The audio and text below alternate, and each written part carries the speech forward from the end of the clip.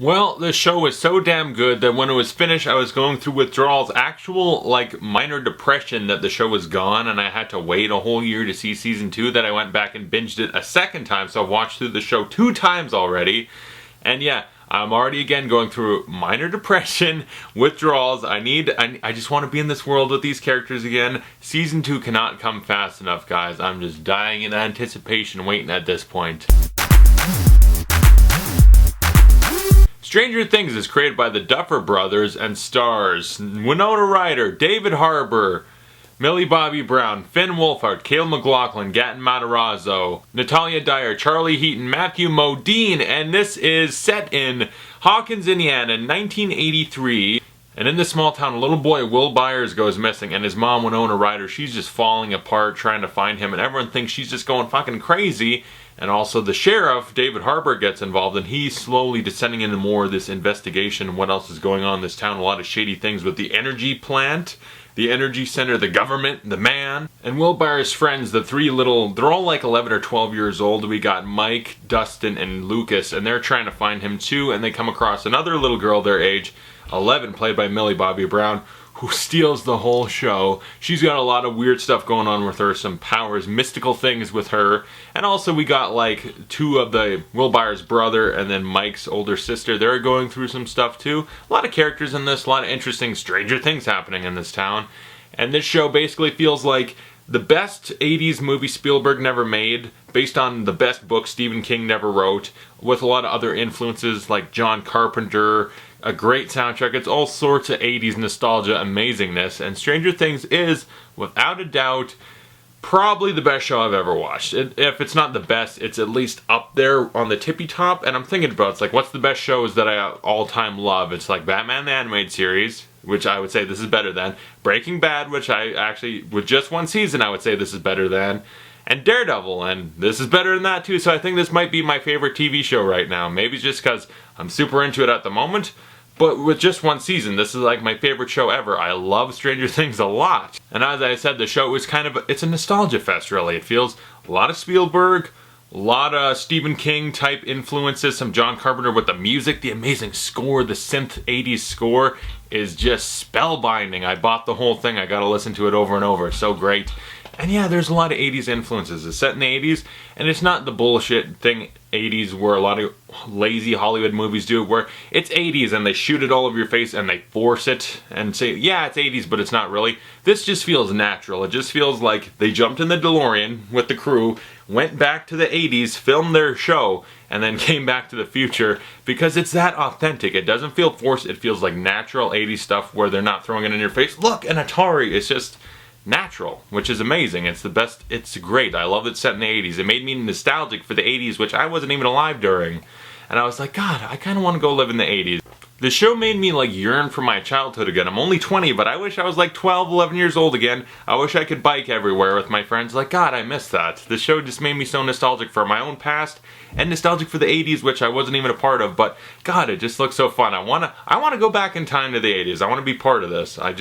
I love this setting, I love this world, everything about it, all these characters, everything is just fucking perfect. There's very few flaws. The only flaw I could really come up with is maybe at times their influences show themselves a little too much. Maybe there's a little too much homaging going on to other great 80s stuff. But at the same time, it's like, I felt like they were taking it, and almost in a Tarantino way, taking something good and making it better, or repurposing it in a way that I like more and find it more enjoyable. Because I love all the stuff they're homaging, but I love it a lot more here. I just enjoy so much. There's E.T., a lot of different Stephen King type things, John Carpenter music, this and that, Poltergeist, but I like it so much here that it's never bothering me. It's never a problem. I like how they're repurposing it. It feels great and natural to the story they're telling. And this is a Netflix TV series original. It's only 8 episodes, and I gotta credit them, because I love Netflix TV shows, because something like Daredevil, you're taking these characters and then you give them room to breathe, develop, build things up over the course of episodes rather than a 2-hour movie. And this works for that too. And I'm happier that it's 8, because with some shows, even, I love Daredevil, but at times that might even lag a wee bit. And in this, it's 8 episodes, so it's longer than a movie, but it's just long enough without adding filler and just boring you. It's perfectly paced where it's like, yeah, it's just an 8-hour movie. I don't even think of it as a show. I think of it as an 8-hour movie. And I haven't mentioned it yet, but all the actors in this are of movie caliber, even better, because I love everyone in the show. Everyone is perfectly cast. Winona Ryder as the grieving mom, whoever thinks is going crazy, amazing. So tragic and heartbreaking. I'm emotionally with her the whole way, and she just gets me invested in her struggles. It's like, goddamn, not just her, but with everyone. There's a couple times in the show where I'm just breaking down and some tears are rolling down my face. It's like, this show had me from episode 1, and I was emotionally invested in this and these characters more than probably any other movie I've ever seen, which is saying something, because I mean, yeah, I love the Iron Giant, but I might have been even more into these characters than the Iron Giant, which is my favorite fucking thing ever. Also, David Harbour as the town sheriff, like, he was amazing. This guy's a character actor that you'll see in little things here and there. He was just in Suicide Squad. He's in so many things, and this, I hope, is like his star role where it's finally he's going to become a bigger actor, or at least be a big star on the show constantly, because he's so good in this. He's finally getting his due as an actor. He crushes as his town sheriff, who slowly just starts off very... just like, yeah, whatever, small town, the worst thing happened, an owl flew into a lady's head. Nothing bad's going on here, it's Hawkins, who cares? And he gets more and more into it, and he's awesome, he's great.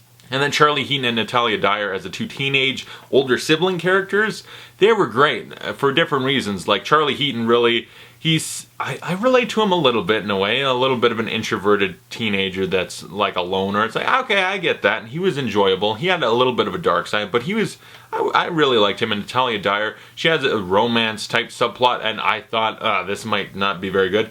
But as far as developing all the characters through that, it worked, and I was intrigued in it, how she relates to Jonathan Byers. And then the biggest surprise of this show was Steve Harrington was a big surprise, because he was one of the characters that I thought was, oh, he's a douchebag boyfriend or whatever, like he seems nice, then he's a jerk, and that's the end of it. But his character goes through a real interesting arc in the show. I'm like, damn, I really like this guy.